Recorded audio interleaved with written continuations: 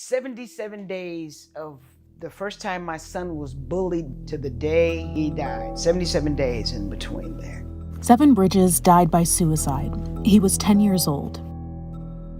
The very first thing, a little girl called him on the bus. And then, fast forward the next week, he's on the bus and the little girl says, well, you know that can't fight. He gets off the bus, runs to his dad and says, Daddy, I got choked on the bus, but don't be mad because I think he has a mental problem.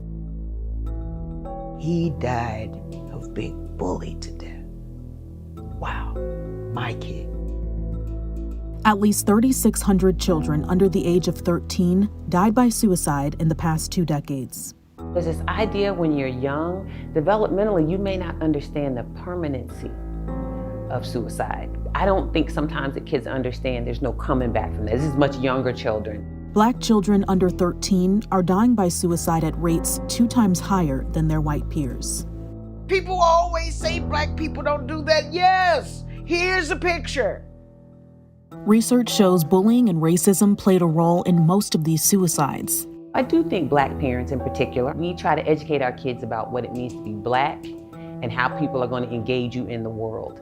I don't know that we're able to give them the full extent and teach them to the full degree of what those struggles are going to be like. What parent expects to have a race conversation with a child and the child is 5, 6 years old? I never took the time to teach my son about racial differences, racial inequalities.